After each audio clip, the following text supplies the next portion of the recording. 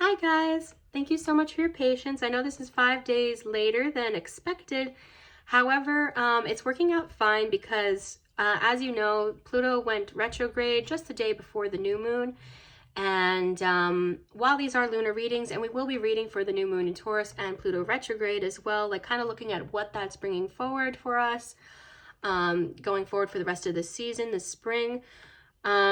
We will also be looking at the Beltane energies and the solar eclipse that recently passed. Kind of just what the overall, because the peak of it happens on the day of, and then it kind of has a residual kind of rippling effect going forward. And all of our readings so far for this channel have been about that, about like looking at a whole cycle and not just a single day. So it works out, and it's probably better anyway, because as the moon has entered Cancer and we've gotten a little bit away from the day of Pluto going retrograde, I think we've had a little bit of time to just relax a little bit. It's been a few days since the solar eclipse that was visible in the southern hemisphere. And you may recall that when I did the Samhain video back in around Halloween in November, late October, early November, I talked about how 15 degrees Scorpio is that cross-quarter day of Samhain, the Dia de los Muertos, all of that stuff. 15 degrees Aquarius was Imbolc or Brigade's Day, or whatever you like to call that. And now we're at 15 degrees Taurus, the other fixed sign. And now around 15 degrees Leo was also Sirius rising, which is how we started these videos near Lunasa. And so today it's kind of coming full circle for us, right? So we're doing Beltane, 15 degrees Taurus, as well as taking into consideration some of those other energies, just kind of what is the energy of the season, taking everything astrologically into account. We're still at a waxing moon right now, so you might get a little bit more Cancer, a little bit more Taurus energy. Luckily, the sun is still in Taurus, so it'll still come through. I'm pretty positive about that. I like that we can have a little bit more calm going forward with this. This is the last scheduled reading for this cycle, so I guess you could say welcome to the season finale of season 1 of Azure Flame Tarot. And we'll see what we're going to be doing in terms of scheduling going forward. This spring, early summers, a little bit of certain things are a bit up in the air for me in terms of knowing when the scheduling for things is going to happen, so I will update on what my plan is going forward as soon as I know. But with that said, so just a brief reminder, Pluto retrograde, it is a very investigative, very transformative, very intense energy. On the one hand, a lot of healing can happen with this. It's very alchemical, right? Scorpio, Pluto, 8th house energies are all very alchemical in that way. However, in the pursuit of seeking truth, things can sometimes become very mysterious, and not in the way that Pisces is nebulous, or the 4th house is private family matters in the house. Pluto themes are very mysterious in a kind of in a way that can, without wanting to use too strong language that makes anybody feel bad about themselves. I have strong Pluto 8th house themes in my own natal chart. It can sometimes create an obsession for the truth, almost borderlining on paranoia, which isn't necessarily meaning that somebody who has been dealing with this energy is not in touch with reality, because I don't think that's the case for most people dealing with this. It's more that you start to become aware of one of two things: that you have traumas or difficult things that you've been through that can sometimes taint your image of people who are maybe good, you know, or that you love very much. And the other thing it can do is wake you up to people who are just not healthy for you. And that is the actual truth coming through in those cases. So you may see some of that coming through here. I did ask to try to like bring gentle and healing messages for this reading, just because you know, hoping that Holy Spirit will work with me on that, just because, I mean, ultimately, I'm going to channel through whatever comes through as truth. But I know that this has been Pluto retrograde can put a lot of people through the ringer, and it lasts for quite a while. Pluto takes a very long time in the same sign. And this will not be the last retrograde in this sign and in this house, whatever it is natally for you. So just keep in mind, whatever themes you're dealing with, they may keep coming up. I did get 10 of Swords for the last reading that we did on the Discord server, followed by the World. So I do feel like the eclipse that recently happened and the Taurus new moon did bring an end to an old cycle that was beginning last spring, last summer, and that something will finally, like the veil will finally lift on some things. And we're going to start seeing some healing energy, some things improving, old cycles that were not good for us kind of coming to a close. That being said, while the 10 of Swords can be positive when surrounded by a lot of positive cards like that last reading was,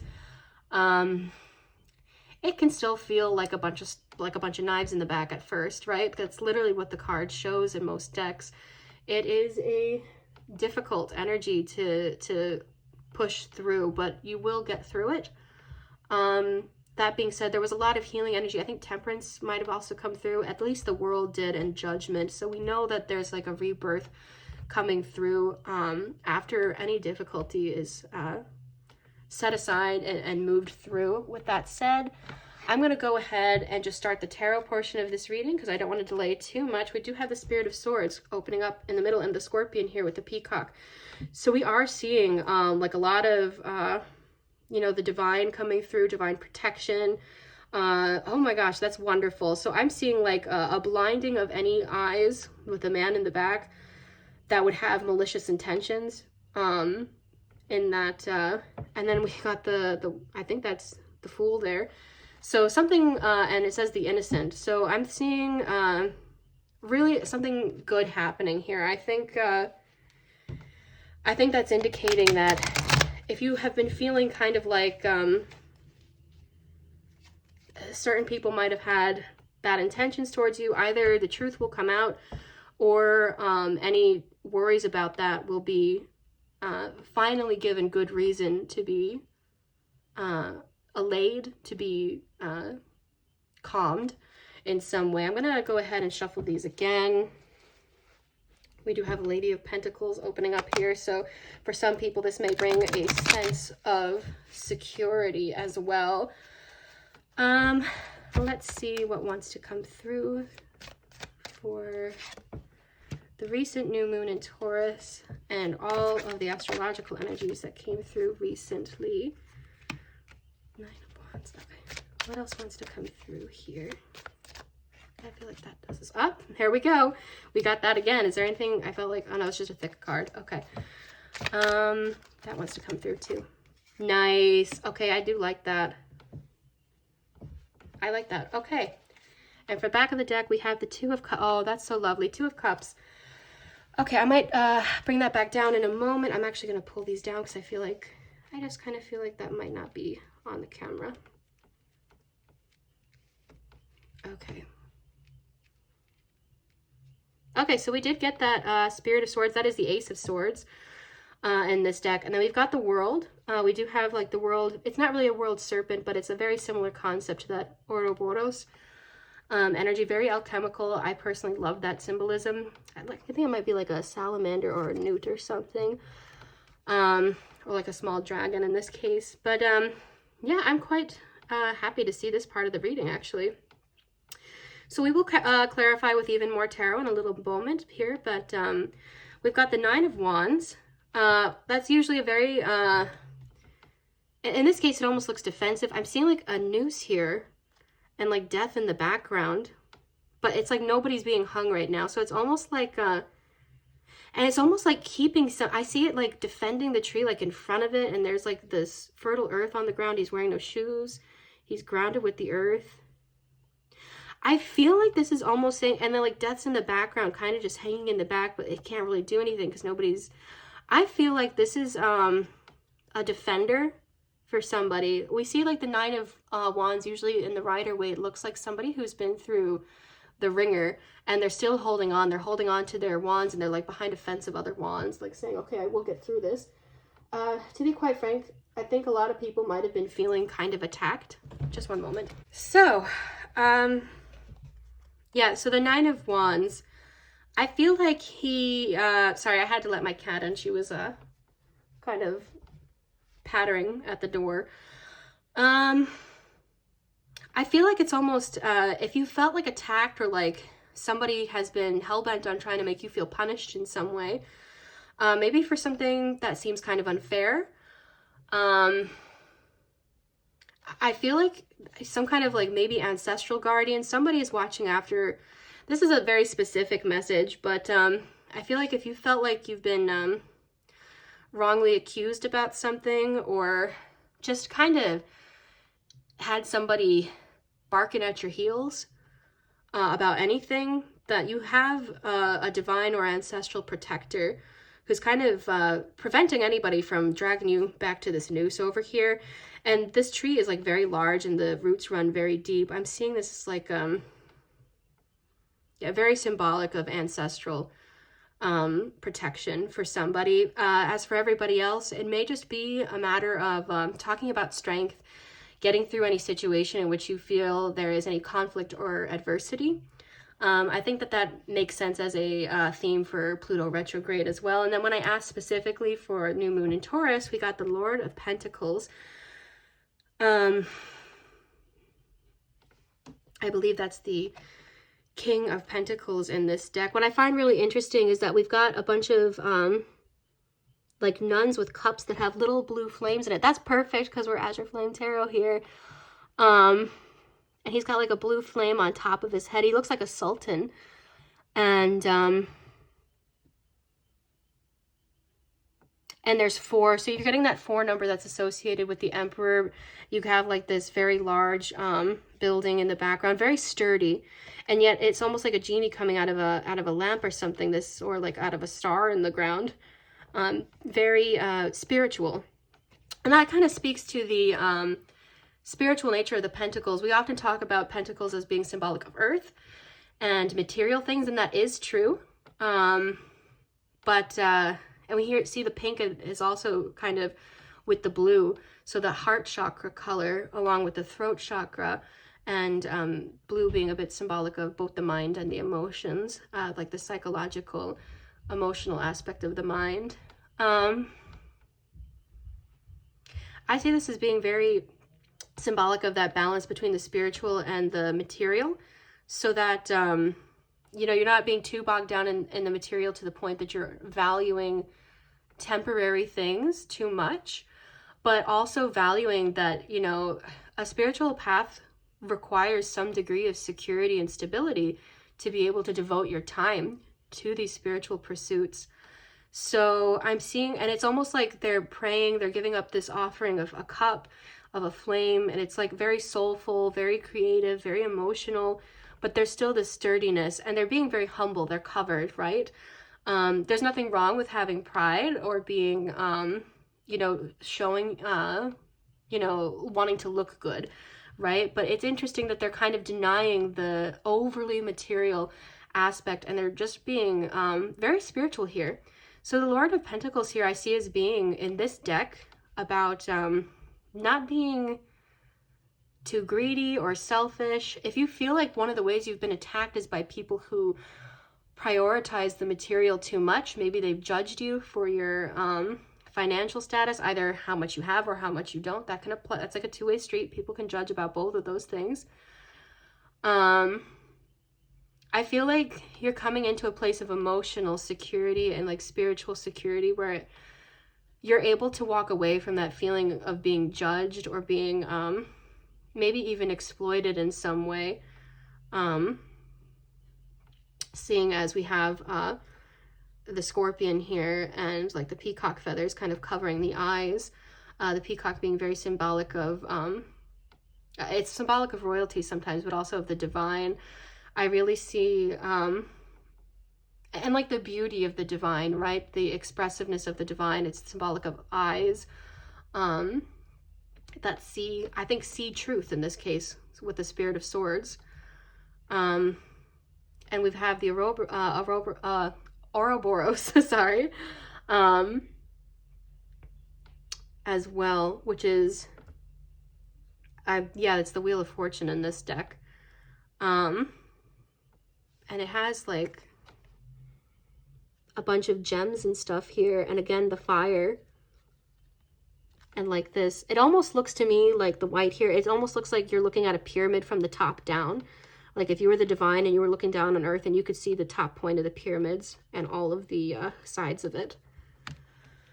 And I think these are like the needles of evergreen trees as well. So things that last, things that are eternal, the soul, right? Like positive changes come from really refocusing on the divine. Like the pyramids point towards the sky, towards the heavens, right?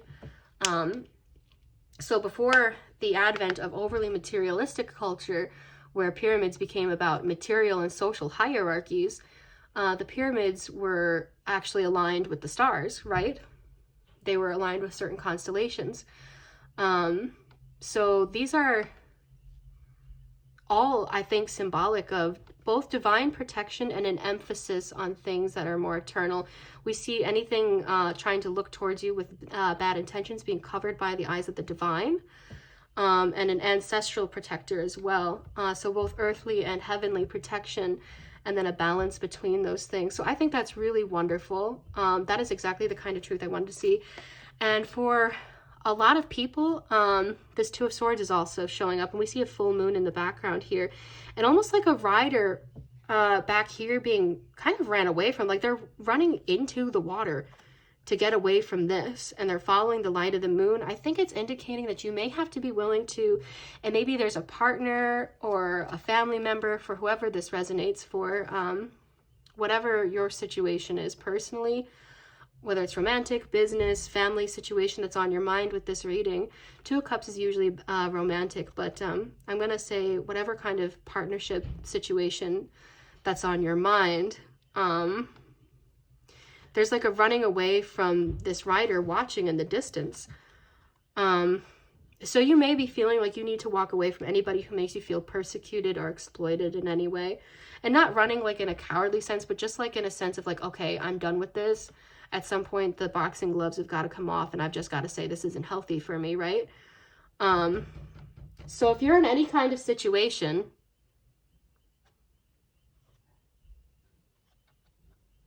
where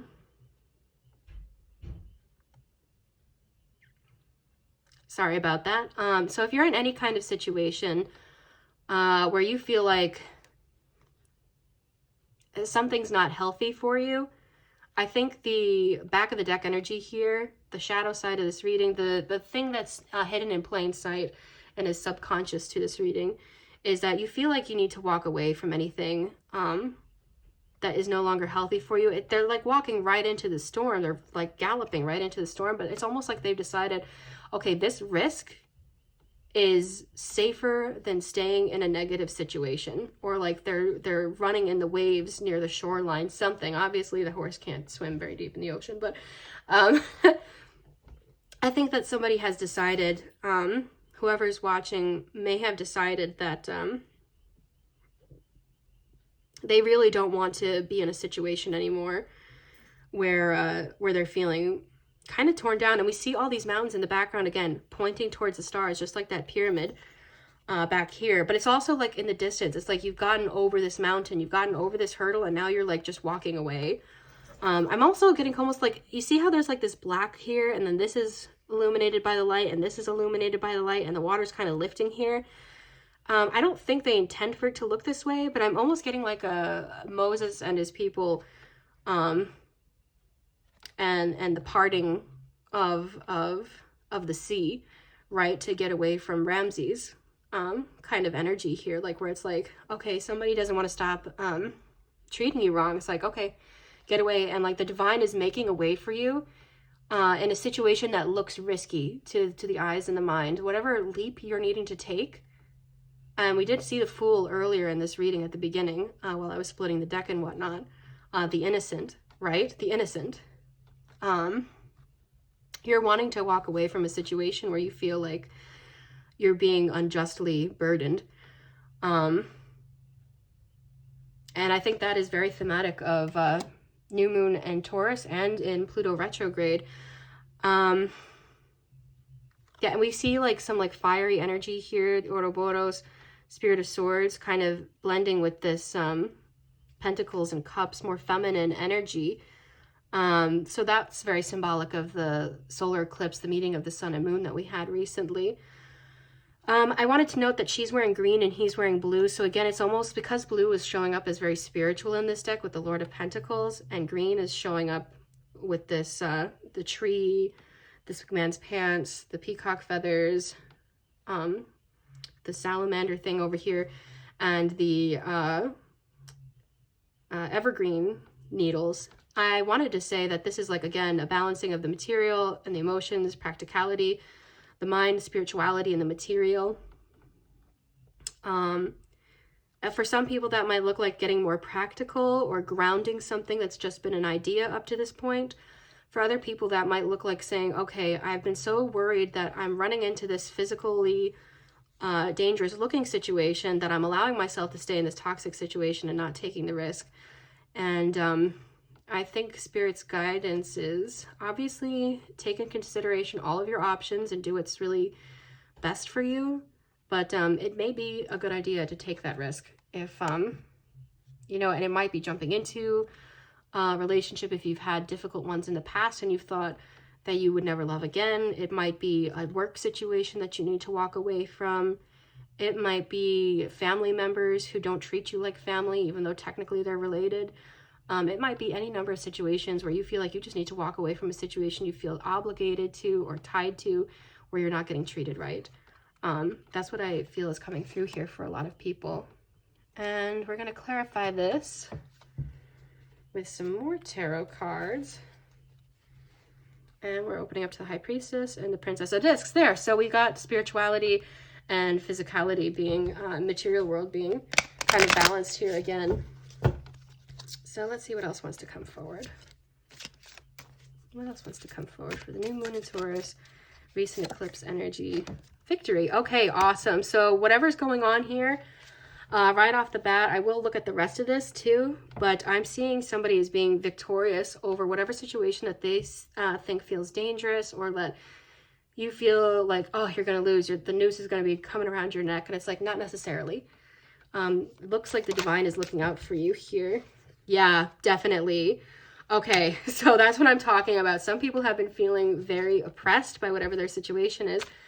What else would you like to say about this Holy Spirit? I mean, victory, success, back to back. What else would you like to say about this Holy Spirit? I feel like that wants to come through. Queen of Wands, and also that kind of wanted to come through. The Priestess again. Okay. And what's on the back of the deck? Defeat. Interesting. What's underneath that? Adjustment. So that's justice in this deck. And fortune. Okay. And abundance. Okay, so I think because we have like two victory cards, and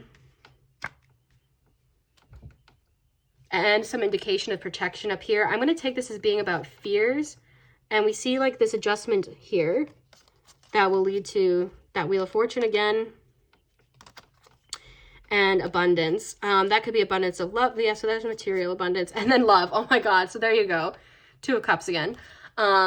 So those were the cards that were all showing up together. So yeah, I think that whatever fear of defeat that you're having here, and this is an upside down pentacle, right?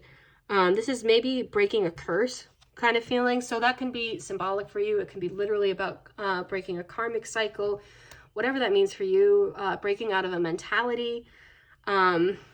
It could literally mean breaking out of a situation where if you're around other people who are spiritual practitioners, if you feel like you've been attacked by people who don't use those things for the right reasons, that might be your sign that, you know, you're overcoming. Right. So there we go.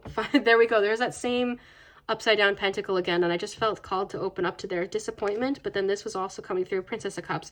And like, she's resonating with the Fool.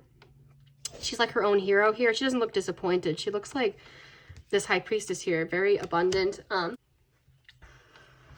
Very abundant. And yeah, I just feel like there's like a lot of chaotic energy coming around this upside down pentacle shape with the swords here. And I feel like it's somebody feeling like it's coming at them, that there's going to be this fear of the noose, but I don't think it will actually be that you'll be defeated. I think with victory and success coming through here, for most people watching this, it's about coming out of this oppression. It's about feeling back to like a sense of spiritual, emotional security, material security too, but not like in the form of obsession with material things. Yeah, Six of Pentacles or discs in this deck, and the Six of Wands. That the sixes also resonate with the Lovers in the major arcana. So I'm seeing this as being very much a emotionally very healing time. The Queen of Wands is very she's very loving and creative, but she also has like that fire, very strong boundaries. We even see like the wand kind of coming in front of her chest here, like an unwillingness to be messed with, right? And we see the High Priestess here, or the Priestess, with her arms wide open, being willing to accept things from the divine, but she's like in this bubble, in this grid, almost like a net, so that good things come through and anything else that's not good for her stays out on the other side of that net, right? That is literally a shielding technique that I would definitely recommend to people. So with that portion of the reading out of the way, I will just start looking at some oracles. I wanted to start with my what YouTube has previously called Biblio-Nasty cards. They are Bibliomancy cards, Bibliomancy. Biblio as in book, mancy as in mancing something magically. So we're gonna look at my Bibliomancy cards and just see what advice comes through from Holy Spirit, from some children's literature, which are often, you know, despite being for children, very good pieces of literature. Okay. Right. Oh my God. So we have this off with your head. I'm going to put that next to there. Right. So let's actually get something for that, because I want to clarify that. I'll look at that in a second. And then maybe two more that wants to come through. Oh, here we go. Let's see what else. Okay, I will look at the back of the deck here in a second. So off with your head. And then this one, clarifying off with your head. Toto did not really, and obviously we know that that's the Queen of Hearts from Alice in Wonderland. And this one is from the Wonderful Wizard of Oz. Toto did not really care whether he was in Kansas or the land of Oz, so long as Dorothy was with him, but he knew the little girl was unhappy, and that made him unhappy too. So there's someone in your life, for many people watching this, who just love you so unconditionally, and if you're afraid of judgment that you're going to have off with your head, maybe this is saying for you, don't be afraid of that, because that's not going to happen. It's not going to be as bad as you think. If you've been judged by people in the past, whoever loves you is like as loyal as this Toto the dog. They love you so unconditionally. You really don't have to worry about that. That being said, if there is somebody else in your life, and these are like two different people coming through here, somebody else is making you feel like off with your head right now, like they're persecuting you. You have somebody who unconditionally loves and supports you and is trying to maybe help you, or at least just be there for you through whatever this is. Make sure you're not overlooking that because of fear. Really pay attention to whoever's truly unconditionally loving and supporting you. And then we have temptations. They're the wrong things that seem right at the time, even though the right things may seem wrong sometimes, or sometimes the right thing may be the right at the wrong time. That's Jiminy Cricket. So, and then we have right next to that, the hurrier I go, the behinder I get. That's also from Alice in Wonderland. And right, so the White Rabbit was always like late for a very important date, always feeling like, and that's not to say don't honor time or waste time or not get things done on time. Obviously, I didn't think I was going to bring this up. I probably am not supposed to, but you know what? F it, because they didn't want me to bring it up. They wouldn't have put me through it. My work, I'll just let that workplace guess who I'm talking about, recently did not pay me my full paycheck. And I had to harangue them about it to get the rest of my money, and I'm still waiting for the rest of it to be paid to me. So that's been great. So obviously on time matters, right? It matters in terms of respecting somebody. It's about that security. And like, I'm not like a very, I'm not the kind of person where money grows on trees in my yard. I am not a particularly materialistic person. Anybody who knows me knows I've been very minimalist, and you know, I've lived in a third world country before. But obviously I need to be able to take care of myself, right? So when your workplace treats you like that, or if anybody in your life, if you have a partner who treats you like that, or somebody who treats you that way, where they don't seem to care about time for you, that's important that you pay attention to that. That being said, you know, temptations, sometimes the wrong things that seem right at the time, people who don't know how to resist the temptation of instant gratification in the moment, and maybe they end up spending your rent money on right before the rent is due or something like that. You know, it's one of those things where and we can all be easily swayed by something like that sometimes, especially if we're under a lot of stress. I think that the pandemic put us all through that. But it's about having self-restraint, balancing your spirituality and your materialism here. But since it's coming out right over oppression, I feel like it may, for some of you, feel like you've had maybe, and I know this doesn't just resonate for me. I'm trying not to make it all about me, right? When I do these readings for the community, I want to take into consideration as many different angles as possible. For some people, it might be about self-restraint, needing to make sure that you're being balanced and finding out what are the right things at the right time. For other people, you may have felt like, whether it was love or work, that, oh, it's always the wrong thing at the right time, or the right thing at the wrong time. I had this wonderful job, but then there was the recession and it laid me off, blah, blah, blah, blah, blah. And that might not even be about temptations, but specifically the line about right things at the wrong time, or relationships that didn't work out because of timing. Remember, that's right over the oppression. That's a mindset, right? You have victory and success and divine protection here. This is not your whole life story. This is a chapter, right?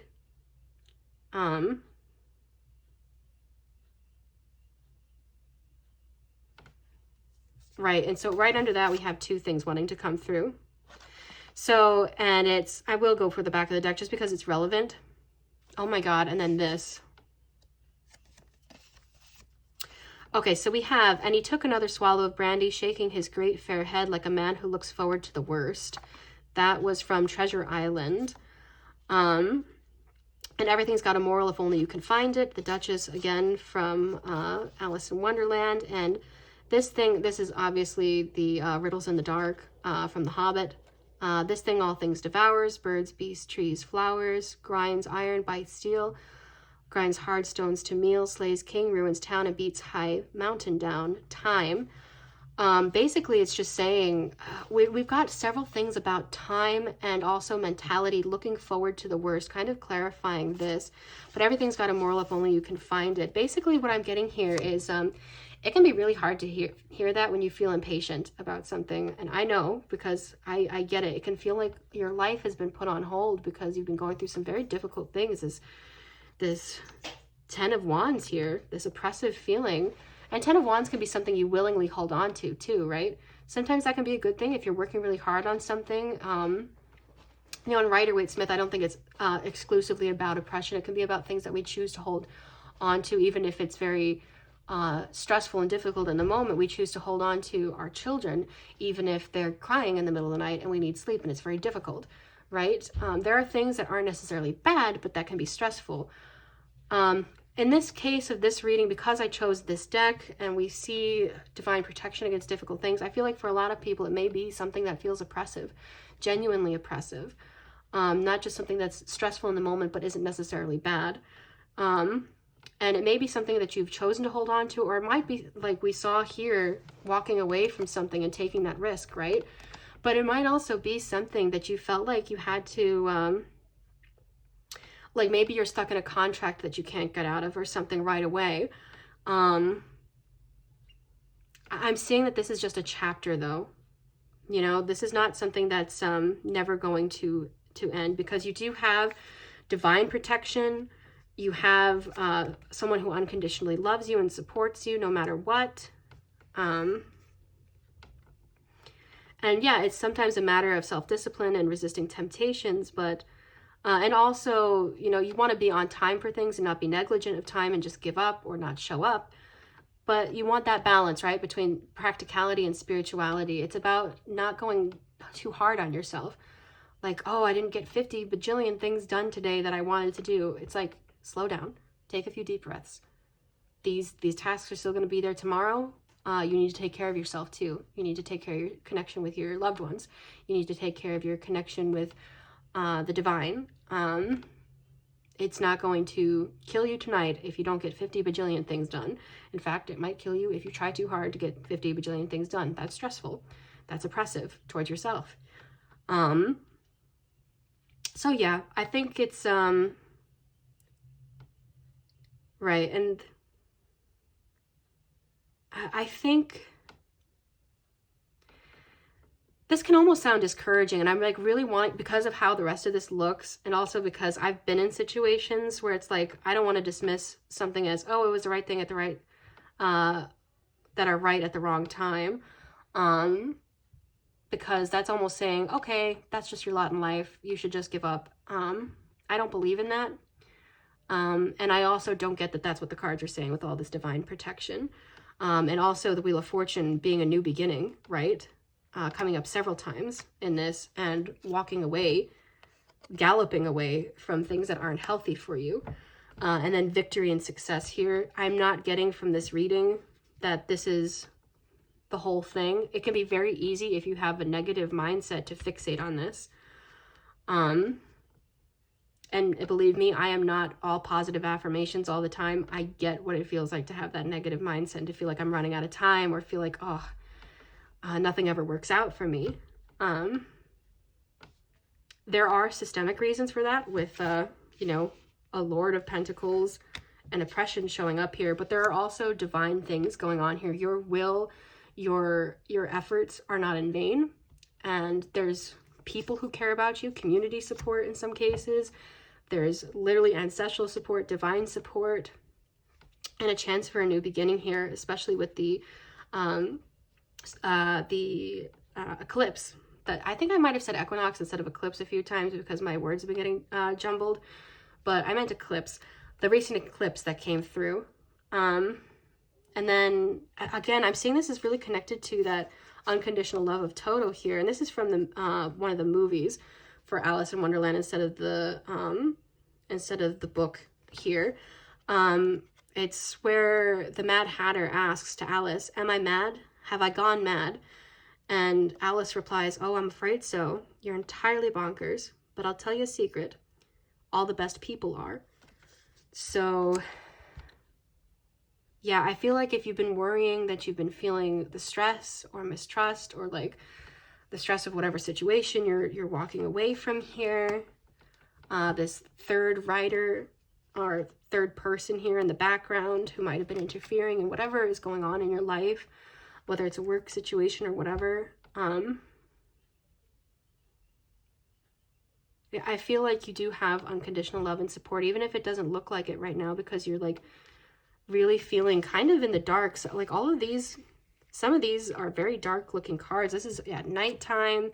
I feel like a lot of people have been feeling like they've been in the dark. And then we got like a bunch of bright cards coming out with the Thoth here. Like saying that you're going to be going out of the dark of confusion and fear and into the light. So I'm going to go ahead and do some of my hexagon oracle cards. And then, oof. These are always very hard to shuffle. Yeah, we'll just splitting, and then doing that. And then I will do the lunatic cards. What are they called? My Moonology cards in a little while. Spirit Source. disruption, shake up. Okay, nice. We're getting that over top of the abdication of responsibility. Yeah, so that could be about the temptations here as well. And I'm gonna see what else wants to come through. Signs, discernment, and elder, maturity. They get like the tree and like the web of life with the spider here. It can also be about feeling stuck. As time goes on, you'll feel less stuck. Oh, all this stuff about time driving me nuts. Yeah, so you have that support from source. And this is basically clarifying for me that since these two kind of came together, abdication of responsibility is interesting coming, like, since these three came out together. So I got a few different messages from that.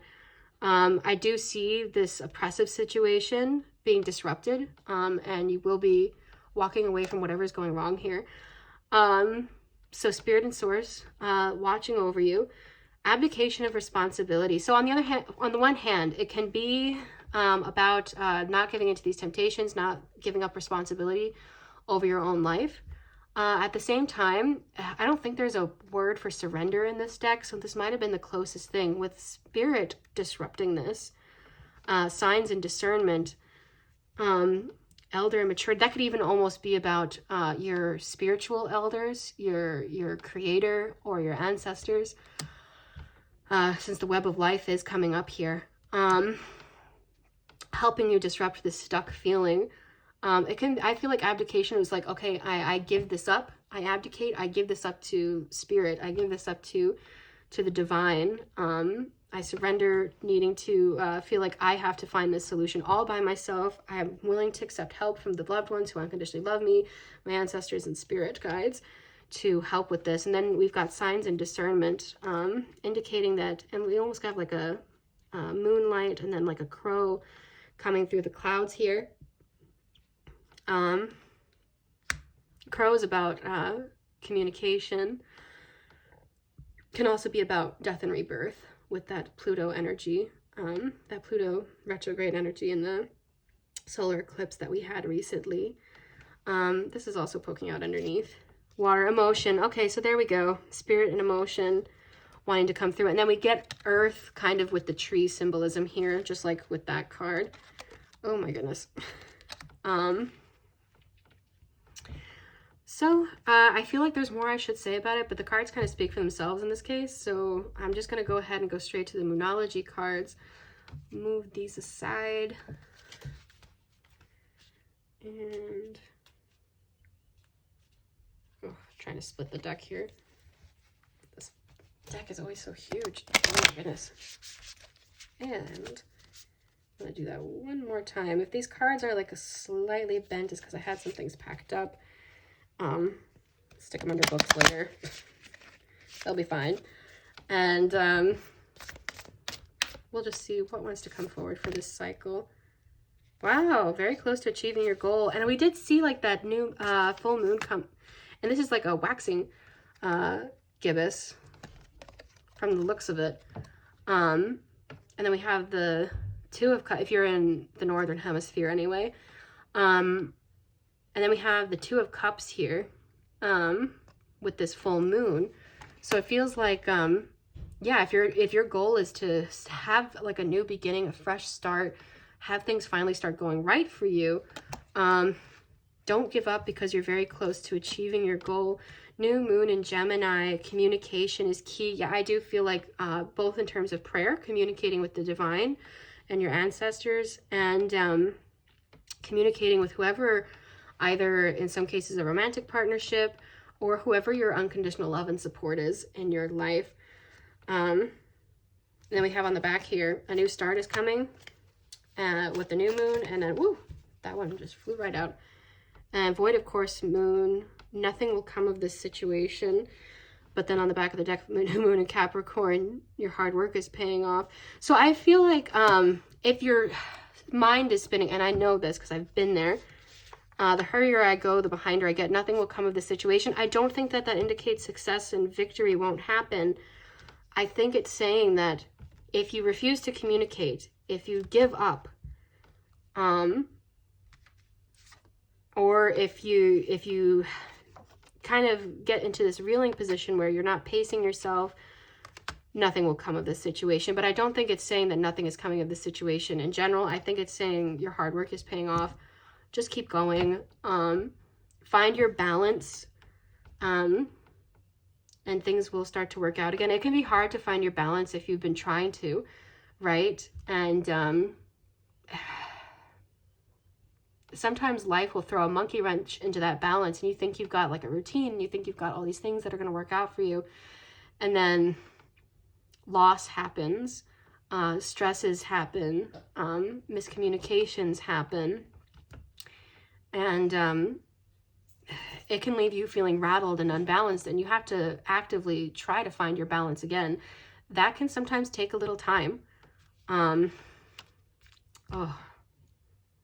I do feel like with this full moon showing here that for a lot of people, that balance, if you've been feeling unbalanced since Pluto went retrograde, or any situations that were happening culminating up to that point, you will start to feel, and again, Pluto retrograde is going to be a little while, so it might not be like you get complete and perfect balance that never gets shaken up again until, you know, the next transit. But I feel like you'll start to find your center again and get back into a rhythm of having your balance that'll slowly start to get better day by day up to the full moon. And then it looks like a lot of people are looking at some success and victory around the full moon or for the rest of this season, throughout the spring and summer, that things are going to just keep getting better for you. It's just have some patience.